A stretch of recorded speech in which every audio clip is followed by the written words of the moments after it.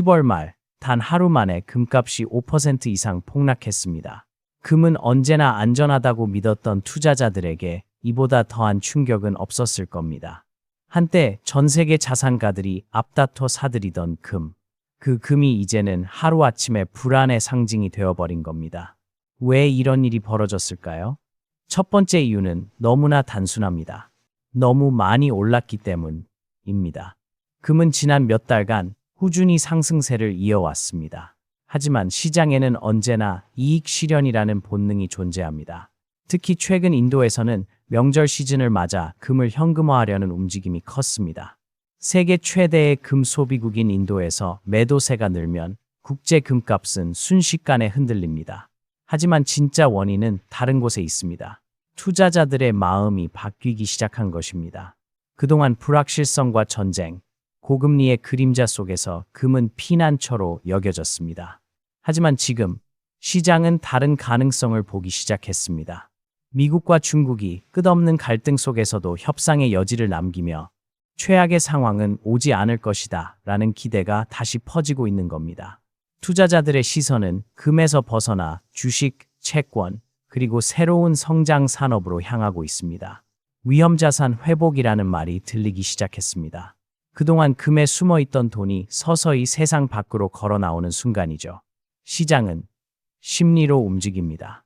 공포가 커질 때 금은 빛나지만 희망이 퍼질 때 금은 가장 먼저 힘을 잃습니다.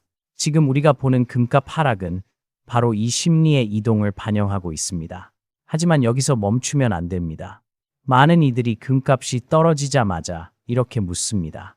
이제 금은 끝난 걸까요? 그 질문에는 두 가지 오해가 숨어 있습니다. 하나는 금이 단기적인 투자 상품이라는 착각. 다른 하나는 시장의 조정이 곧 붕괴라는 공포입니다. 금은 역사상 수백 번 오르고 내렸지만 결국 언제나 그 자리를 되찾았습니다. 화폐의 가치가 흔들릴 때마다 금은 다시 사람들의 마음속으로 돌아왔습니다. 지금의 하락은 끝이 아니라 숨 고르기입니다. 너무 빠르게 달려온 금값이 잠시 멈춰선 것뿐입니다. 그리고 그 멈춤은 다음 상승의 힘을 모으는 시간일지도 모릅니다. 시장은 늘 순환합니다. 공포와 탐욕, 이익과 손실, 상승과 조정. 그 끝없는 순환 속에서 진짜 중요한 것은 방향입니다. 단기적으로는 흔들릴 수 있습니다. 하지만 장기적으로 인류는 여전히 금을 필요로 합니다. 왜냐하면 금은 단순한 금속이 아니라 신뢰의 상징이기 때문입니다. 이제 우리는 한 가지 질문을 던져야 합니다. 신뢰는 어디로 이동하고 있는가? 오늘 금값의 급락은 그 질문의 시작일 뿐입니다. 안전자산의 균열은 곧 새로운 질서의 서막이기도 합니다. 금시장은 단기적으로 매우 감정적입니다.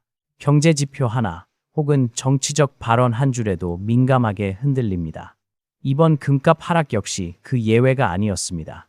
겉으로는 세계 경제의 불안 완화가 이유처럼 보였지만 그 이면에는 훨씬 더 구체적이고 실질적인 원인이 있었습니다. 그 중심에는 인도가 있습니다. 전 세계 금 소비량의 약 25%를 차지하는 나라. 결혼식과 축제, 종교 행사마다 금을 사고 파는 문화가 깊숙이 자리 잡은 나라. 바로 인도입니다. 지금은 그 인도에서 디왈리라 불리는 대축제가 한창입니다. 이 시기에는 금을 선물하거나 팔아서 현금화하는 일이 급격히 늘어납니다. 결과적으로 글로벌 시장에는 단기적인 매도 물량이 쏟아졌습니다. 여기에 차익 실현세가 겹쳤습니다. 몇 달 동안 금을 들고 있던 기관과 개인 투자자들이 이 정도면 충분히 벌었다는 심리로 매도에 나선 것입니다. 특히 ETF를 통해 금에 투자했던 서구 투자자들은 금리 인하 기대감 속에서 다시 주식 시장으로 자금을 옮기고 있습니다. 즉, 이번 조정은 단순히 가격이 떨어진 것이 아니라 자금의 흐름이 잠시 방향을 바꾼 것입니다. 시장에서 자금의 이동은 곧 심리의 이동을 의미합니다.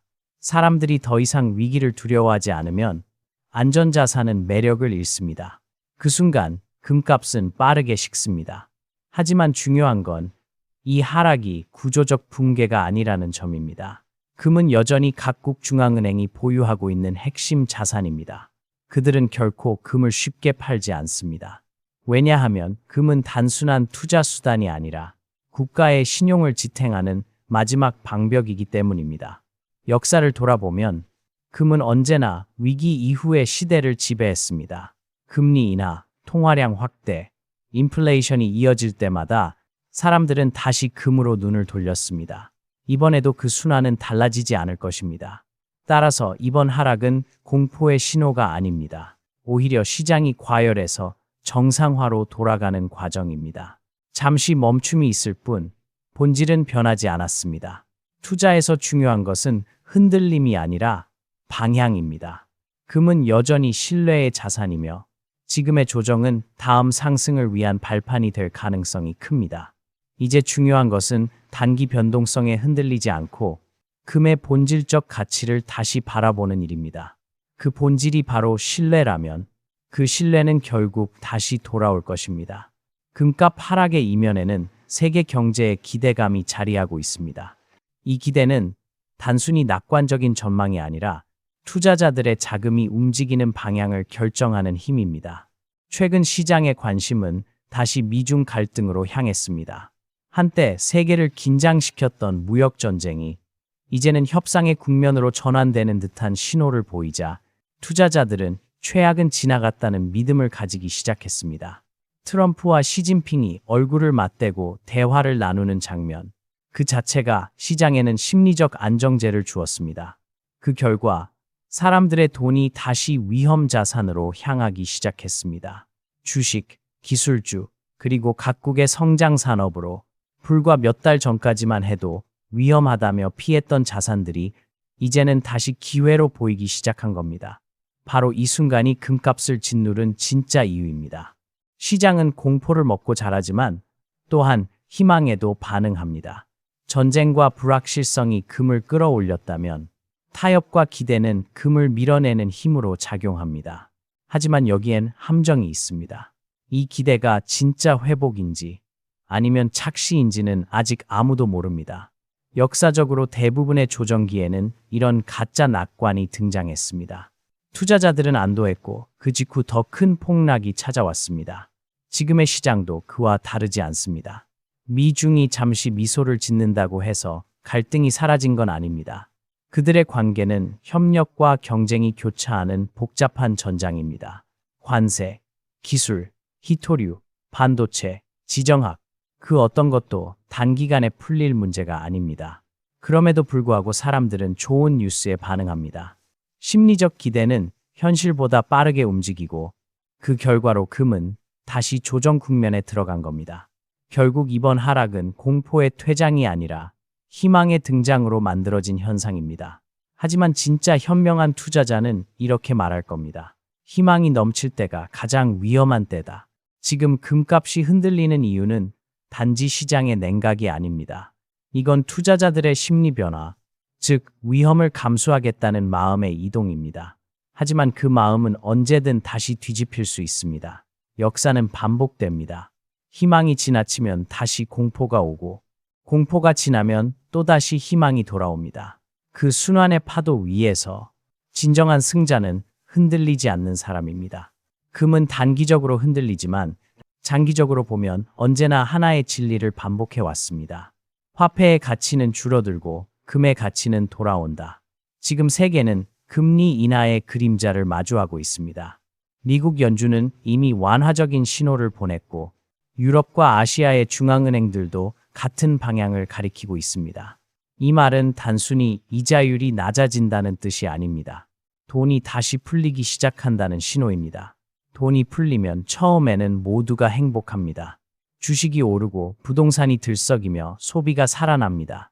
하지만 시간이 지나면 통화량의 증가는 반드시 인플레이션을 부릅니다. 그 순간 사람들은 깨닫습니다. 현금의 가치는 줄고 있다. 그때 다시 세상은 금을 찾습니다. 화폐의 신뢰가 흔들릴 때 사람들은 본능적으로 금이라는 언어로 돌아옵니다. 지금의 하락이 아무리 깊어 보여도 그 아래에는 이미 다음 상승의 씨앗이 자라고 있는 겁니다. 각국 중앙은행의 움직임도 이를 증명합니다. 러시아, 중국, 인도, 터키 같은 나라들은 최근 몇 년간 꾸준히 금을 사들이고 있습니다. 이건 단순한 투자가 아닙니다. 달러 체제에 대한 대비입니다. 만약 달러가 약세로 돌아서고 세계 통화 질서에 균열이 생긴다면 그때 금은 다시 절대적 신뢰의 자산으로 부상합니다. 즉, 금리 인하와 통화 확대는 단기적으로 금값을 흔들지만 결국에는 금을 다시 끌어올리는 힘이 됩니다. 우리가 잊지 말아야 할 건 금의 가격은 숫자가 아니라 신뢰의 온도라는 사실입니다. 사람들이 돈의 신뢰를 잃을수록 금은 더 뜨겁게 타오릅니다. 이제 시장은 두 갈래 길에 서 있습니다. 금리가 낮아지고 돈이 넘쳐나는 시대. 단기적으로는 주식과 위험 자산이 활기를 되찾을 것입니다. 하지만 그 끝에는 반드시 가치의 불안이 찾아옵니다. 그때 다시금 사람들은 깨닫게 될 겁니다. 금은 단순한 투자 상품이 아니라 무너진 신뢰를 복원하는 마지막 보루라는 것을. 지금의 조정은 금을 버리라는 신호가 아닙니다. 오히려 장기 투자자들에게는 기회의 문이 열리는 순간일지도 모릅니다. 시장은 요동치지만 신뢰는 다시 제자리로 돌아옵니다. 그리고 그 신뢰의 중심에는 언제나 금이 있었습니다. 금과 함께 디지털 금이라 불리던 비트코인도 이번엔 피하지 못했습니다. 단 하루 만에 가격이 폭락했고 많은 투자자들은 아침에 눈을 떴을 때 잔고가 영원이 되어 있음을 발견했습니다. 이 급락의 핵심 원인은 바로 강제 청산 시스템입니다. 비트코인 시장에서는 레버리지, 즉 빚을 내서 투자하는 방식이 일반적입니다. 문제는 이 시스템이 자동으로 청산된다는 점입니다. 예를 들어 내가 10배 레버리지로 투자했을 때 가격이 단 10%만 떨어져도 내 계좌는 자동으로 정리됩니다. 거래소는 손실을 막기 위해 즉시 내 자산을 강제 매도합니다. 이러한 자동 청산이 한꺼번에 발생하면 폭포수처럼 매도 물량이 쏟아지며 시장이 붕괴됩니다. 이번 비트코인 급락이 바로 그런 경우였습니다. 한 명의 손실이 다른 사람의 청산을 부르고 그 청산이 또 다른 폭락을 부르는 연쇄 붕괴가 일어난 겁니다. 게다가 비트코인은 실체 없는 자산입니다. 기업의 주식처럼 생산 활동이나 수익 구조가 없습니다. 즉, 시장에서 돈이 빠져나가면 그 돈을 다시 끌어올릴 기반이 존재하지 않습니다. 이 때문에 한번 급락하면 회복 속도도 느리고 심리적 충격은 훨씬 더 큽니다. 이 사건은 투자자들에게 중요한 질문을 던졌습니다. 비트코인은 정말 금을 대체할 수 있는가? 한때 비트코인은 21세기의 금이라 불렸습니다. 정부의 간섭을 받지 않고 발행량이 제한되어 있으며 국경 없이 거래된다는 이유에서였습니다.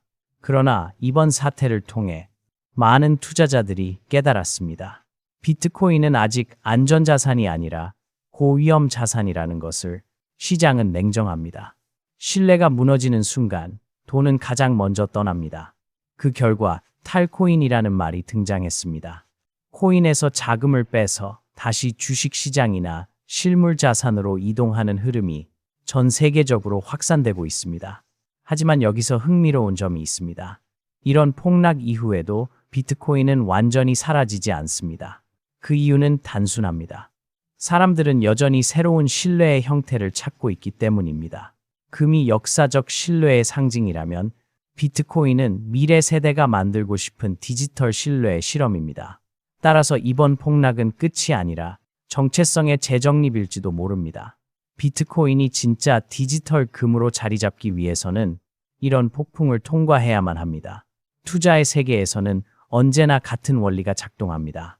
빚으로 세운 탑은 무너지고 신뢰로 세운 탑만이 남는다. 이번 폭락은 그 교훈을 다시 확인시켜준 사건입니다. 비트코인의 급락은 단순한 가격 변동이 아니었습니다.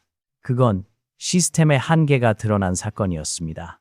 겉으로는 혁신처럼 보이지만 가상자산 시장의 뿌리에는 치명적인 불안정성이 존재합니다. 주식은 기업이라는 실체가 있습니다.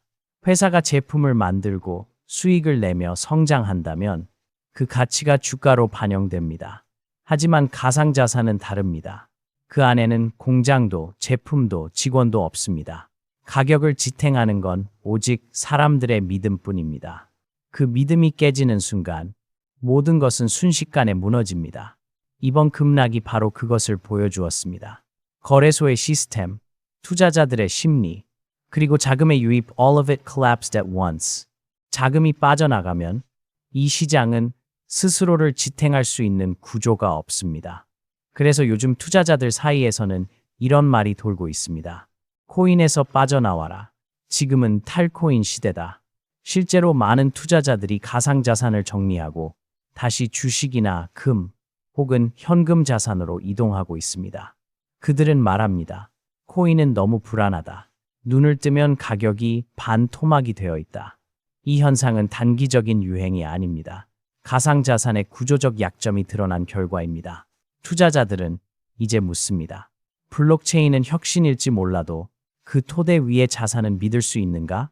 하지만 아이러니하게도 이러한 탈코인 현상은 또 다른 성장의 계기가 되기도 합니다. 무너진 신뢰 위에서만 진짜 기술 혁신이 태어나기 때문입니다. 시장은 늘 정화 과정을 거칩니다. 투기와 거품이 사라진 자리에는 진짜 가치와 기술이 남습니다. 비트코인이 완전히 사라지지 않는 이유도 여기에 있습니다. 그것은 단순한 투자 수단이 아니라 기존 금융 시스템에 대한 도전의 상징이기 때문입니다. 사람들은 여전히 묻습니다. 국가의 화폐가 완벽한가? 중앙은행은 언제까지 신뢰받을 수 있는가? 이 질문이 존재하는 한 가상자산은 다시 살아날 여지를 갖고 있습니다. 그러나 그 회복은 단순한 가격 상승이 아니라 신뢰의 재구성이 되어야 합니다. 지금의 탈코인 흐름은 단기적 공포가 아니라 미래를 위한 숙성의 시간일지도 모릅니다. 진짜 가치는 항상 무너진 뒤에 드러납니다. 금이 수천 년을 버틸 수 있었던 이유도 수없이 무너져도 다시 일어섰기 때문입니다. 그리고 지금 비트코인은 바로 그 과정을 통과하고 있습니다. 세계의 시선이 다시 한번 하나의 무대로 모이고 있습니다. 바로 APEC 정상회담입니다. 몇 년 전만 해도 단순한 경제협력의 장으로 여겨졌던 이 회의가 이제는 세계 질서를 가늠하는 전장으로 변했습니다. 이번 회담의 중심에는 두 인물이 있습니다. 도널드 트럼프 그리고 시진핑. 한 사람은 관세와 압박을 무기로 삼고 다른 한 사람은 공급망과 자원을 쥐고 있습니다. 이 둘의 만남은 단순한 외교 이벤트가 아니라 전 세계 시장의 심장 박동에 직접적인 영향을 미칩니다. 투자자들은 숨을 죽이고 있습니다. 이번엔 타협이 가능할까? 혹시 또다시 무역전쟁이 재점화되지는 않을까? 시장은 최악의 시나리오를 원하지 않습니다. 그래서 협상 소식이 조금만 긍정적으로 들려도 주식이 오르고 달러가 강세를 보이며 금값은 흔들립니다. 하지만 현실은 그리 단순하지 않습니다. 표면적으로는 미소를 짓지만 양국의 이해관계는 절대적으로 충돌합니다. 미국은 기술과 금융의 패권을 지키려 하고 중국은 제조와 자원의 통제권을 확대하려 합니다. 서로가 한 발도 물러서기 어려운 싸움입니다. 특히 이번 회담에서 논의되는 히토류 문제는 세계 산업의 근본을 뒤흔들 사안입니다. 트럼프가 중국의 히토류 수출 통제를 문제 삼자 미국은 즉시 호주와 일본과 함께 히토류 동맹을 결성했습니다. 이제 우리는 중국 없이도 히토류를 확보할 수 있다. 이 메시지는 단순한 자원 뉴스가 아닙니다. 그건 경제 전쟁의 선언이었습니다. 이런 상황에서 협상이 곧 타결될 거리라는 기대는 너무 낙관적일지도 모릅니다. 양국은 이미 전략적 포석을 다 깔아두었습니다. 단기적인 타협은 가능하겠지만 근본적인 갈등은 오히려 장기화될 가능성이 높습니다. 그러나 시장은 여전히 희망을 품습니다. 왜냐하면 시장은 현실보다 감정에 반응하기 때문입니다. 투자자들은 이번만큼은 달라질 거야라는 믿음으로 움직이고 그 믿음이 일시적으로 위험 자산을 끌어올립니다. 하지만 현명한 투자자는 압니다. 이 모든 낙관의 이면에는 언제든 다시 터질 수 있는 갈등의 씨앗이 숨어 있다는 것을. 지금은 폭풍이 잠잠한 듯하지만 그건 단지 다음 파도를 준비하는 고요일 뿐입니다. 금값의 하락, 코인의 급락, 주식의 반등. 이 모든 흐름은 결국 미중이라는 거대한 축 위에서 흔들리고 있습니다. 세계 경제의 무대는 지금 APEC이라는 이름 아래 새로운 막을 올리고 있습니다. 그리고 그 무대 위에서 신뢰와 패권, 두 단어가 충돌하고 있습니다. 이번 에이펙 회담에서 가장 주목해야 할 단어는 히토류입니다. 히토류는 단지 자원이 아닙니다. 스마트폰, 전기차, 반도체, 군사장비까지 오늘날 첨단 산업의 모든 심장부에 들어가는 전략 자원입니다. 중국은 이 자원을 무기처럼 사용해 왔습니다. 세계 히토류 생산의 약 60%를 차지하며 미국과 서방 국가들이 의존하지 않을 수 없게 만들었습니다. 하지만 이제 미국은 그 약점을 끊어내려 하고 있습니다. 호주, 일본과 함께 히토류 삼각동맹을 결성하며 자체 생산과 공급망을 구축하려는 겁니다. 트럼프 대통령은 이렇게 말했습니다. 우리는 더 이상 중국의 히토류에 의존하지 않겠다. 이 한마디는 사실상 경제 냉전의 개막 선언이었습니다. 중국 역시 즉각 대응했습니다. 그렇다면 수출을 통제하겠다. 이제 히토류는 단순한 원자재가 아니라 미중 패권 전쟁의 핵심 무기가 되어버렸습니다. 이 싸움은 오래 갈 겁니다. 왜냐하면 그건 단순한 무역의 문제가 아니라 미래 산업의 주도권을 두고 벌이는 전쟁이기 때문입니다. 누가 더 빠르게 안정적으로 자원을 확보하느냐. 그 결과가 곧 기술력과 국가 경쟁력으로 이어집니다. 시장도 이를 감지하고 있습니다. 투자자들은 이제 단기적인 관세 뉴스보다 공급망, 자원, 반도체와 같은 구조적 변수에 집중하고 있습니다. 그 말은 곧 단기적인 타협이 있더라도 장기적인 불안은 사라지지 않는다는 뜻입니다. 이 불안은 다시 안전자산으로의 회귀를 불러옵니다. 아이러니하게도 미중의 갈등이 길어질수록 금의 매력은 되살아납니다. 왜냐하면 불확실성이 커질수록 사람들은 현금보다 믿을 수 있는 것을 찾기 때문입니다. 지금 금은 하락 중이지만 이 하락은 마치 파도가 밀려나는 순간 같습니다. 거대한 물결이 오기 전에 잠시 숨을 고르고 있는 것일 뿐입니다. 히토류 동맹, 관세 협상, 패권 경쟁, 이 모든 움직임은 세계 자본 흐름의 방향을 바꾸고 있습니다. 달러의 신뢰가 흔들리고 각국 중앙은행이 금을 사들이는 이유가 바로 여기에 있습니다. 결국 이 전쟁의 본질은 누가 더 많은 신뢰를 가질 것인가의 싸움입니다. 자원을 통제하는 자, 기술을 지배하는 자, 그리고 신뢰를 잃지 않는 자. 그 셋 중 마지막이 결국 세상을 지배합니다. 지금 우리는 그 새로운 질서의 서막을 보고 있습니다. 히토류 전쟁은 단지 산업의 문제가 아니라 신뢰의 전쟁이기도 합니다. 그리고 그 신뢰의 무게추는 다시 천천히 금으로 기울고 있습니다.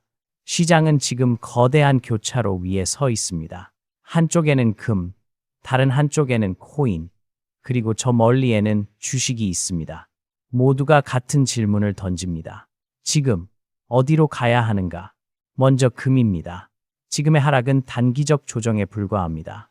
금리 인하, 통화량 확대, 달러 약세.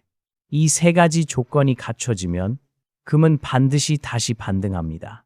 중앙은행의 금 매입은 여전히 이어지고 있고 각국의 외환 보유고 안에서 금의 비중은 점점 커지고 있습니다. 그건 단순한 수익률 계산이 아니라 신뢰에 대한 보험을 사는 행동입니다. 다음은 코인입니다. 비트코인은 폭락으로 많은 신뢰를 잃었습니다. 그러나 여전히 미래의 화폐로서의 가능성을 실험하고 있습니다. 지금의 탈코인 흐름은 필연적인 정화 과정입니다. 거품이 빠지고 가짜 프로젝트들이 사라진 자리에서 진짜 기술과 인프라가 다시 만들어질 것입니다. 코인은 아직 불안정하지만 그 속에는 새로운 질서의 씨앗이 숨어 있습니다. 마지막으로 주식입니다. 금리가 낮아지고 유동성이 돌아오면 가장 먼저 반응하는 건 언제나 주식시장입니다. AI, 반도체, 에너지, 인프라. 이런 산업들은 여전히 인류의 미래를 이끄는 동력입니다. 그러나 주식은 언제나 변동성이 크고 단기적인 기대와 공포에 휘둘립니다. 지금처럼 세계 정세가 불안할 때에는 성장보다는 방어가 더 중요합니다. 결국 자본의 이동은 하나의 원칙으로 수렴합니다. 불확실성이 커질수록 신뢰 있는 곳으로 모인다. 지금 그 신뢰의 축은 세 방향으로 갈라져 있습니다. 단기 수익을 노리는 주식, 미래 기술에 베팅하는 코인, 그리고 영원한 가치를 품은 금. 그러나 세 가지 중 단 하나만이 천년을 견딜 수 있는 자산입니다. 그건 바로 금 근그램입니다. 왜냐하면 금은 이익이 아니라 기준이기 때문입니다. 돈의 가치가 흔들릴 때마다 사람들은 결국 금을 바라봅니다. 그건 인간이 가진 가장 오래된 본능이자 자본의 본향이기도 합니다. 지금 시장의 혼란은 금이 사라졌기 때문이 아니라 너무 많은 가짜 신뢰가 생겼기 때문입니다. 코인, 부동산, 주식 모두가 빠르게 번쩍였지만 그 뒤엔 언제나 허무함이 남았습니다. 이제 자본은 다시 진짜를 찾기 시작했습니다. 숫자가 아니라 무게로 존재하는 자산, 변명 없이 존재, 그 자체로 가치를 증명하는 자산, 그것이 금입니다. 세상은 다시 변동의 시대로 들어서고 있습니다. 그러나 진리는 언제나 같습니다. 신뢰는 사라지지 않는다. 다만 이동할 뿐이다. 그리고 지금 그 신뢰는 다시 금으로 향하고 있습니다. 지금의 시장을 단순한 하락으로 본다면 그건 표면만 읽은 것입니다. 금의 급락, 코인의 폭락, 주식의 반등. 이 모든 현상은 단일 사건이 아니라 신뢰의 이동이라는 하나의 거대한 흐름으로 연결되어 있습니다. 사람들은 흔히 가격만을 봅니다. 하지만 진짜 변화는 가격이 아니라 방향에서 시작됩니다. 금이 떨어지고 코인이 흔들리고 주식이 오르는 지금, 자본은 단순히 이동하는 것이 아니라 새로운 질서를 만들어가고 있습니다. 이번 조정은 끝이 아닙니다. 이건 시작입니다. 돈이 어디에 머무르는가 보다 중요한 것은 사람들이 어디에 신뢰를 두고 있는가입니다. 신뢰는 눈에 보이지 않지만 세상의 모든 가치는 결국 그것 위에 세워집니다. 역사를 돌아보면 언제나 같은 패턴이 반복되었습니다. 버블이 꺼지고 신뢰가 무너진 뒤에는 항상 새로운 시스템이 등장했습니다. 달러가 그랬고 주식이 그랬으며 지금은 디지털 자산이 그 역할을 실험하고 있습니다. 그러나 그 모든 변화를 지켜보며 항상 제자리에 있었던 단 하나의 자산이 있습니다. 바로 금입니다. 그건 부의 상징이 아니라 질서의 기준이었습니다. 혼돈의 시대일수록 사람들은 다시 그 기준으로 돌아옵니다. 앞으로 세계는 더 복잡해질 겁니다. 미중의 패권 경쟁은 장기전으로 이어질 것이고 AI와 반도체, 히토류와 에너지, 이 모든 전선에서 새로운 승자와 패자가 나타날 겁니다. 그 과정에서 돈은 수없이 방향을 바꾸겠지만 신뢰의 중심은 결국 같은 곳으로 돌아옵니다. 금리 인하, 통화 팽창, 불안한 지정학, 이 세 가지가 동시에 존재하는 시대. 그건 금에게 가장 유리한 환경입니다. 지금은 단기 조정기에 불과하지만 이 시기는 오히려 현명한 사람에게 다음 상승을 준비할 시간이 됩니다. 진짜 부자는 가격이 오를 때가 아니라 남들이 두려워할 때 움직입니다. 공포 속에서도 신뢰를 보는 사람. 그 사람이 결국 다음 질서의 주인이 됩니다. 지금의 시장은 묻고 있습니다. 당신은 어디에 신뢰를 두고 있는가? 금은 대답하지 않습니다. 그저 묵묵히 역사와 함께 그 자리에 서 있을 뿐입니다. 그 무게가 말 대신 증명합니다. 조정기란 끝이 아니라 진짜 상승이 시작되는 첫 장장입니다. 신뢰는 다시 이동하고 있습니다. 그리고 그 신뢰의 방향은 다시 한번 금패를 향하고 있습니다.